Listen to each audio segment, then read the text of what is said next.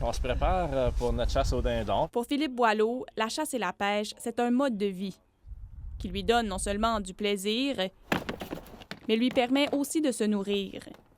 Et pour pratiquer son passe-temps, il faut, selon lui, des agents de protection de la faune. On a des belles lois au Québec, sauf que pour les respecter, il faut les appliquer. Puis si on n'a pas personne pour les appliquer, bien, les lois, ils valent rien.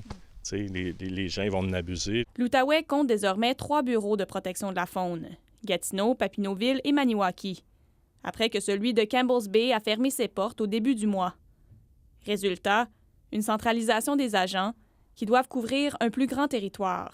Il y a plusieurs bureaux qui se font fermer tranquillement pas vite. Notre grosse inquiétude, c'est que plus d'agents de conservation sur le terrain, en forêt, ben ça risque de ramener du braconnage beaucoup plus. Là, ce qui va arriver en faisant ça, c'est que le monde ne voudront plus nous appeler, mais on dit ça donne à rien d'appeler. Il n'y a personne qui va y aller ou ben non, le monde va y aller trop tard. Fait que, en Outaouais, là, c'est un gros problème. Il y a même le bureau de Maniwaki là, qui sont rendus juste 2 aussi. Là. Et la fermeture du bureau à Campbell's Bay soulève des questions en ce qui concerne l'avenir de celui à Maniwaki. À Campbell's Bay, là, c'est fini. C'est fermé.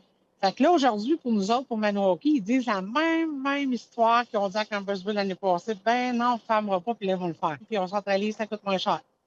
Pendant ce temps-là, ben, le monde braconne. De son côté, le gouvernement confirme que les agents de protection de la faune en Outaouais sont en mesure de répondre aux besoins de la région. Mais Philippe Boileau n'est pas rassuré.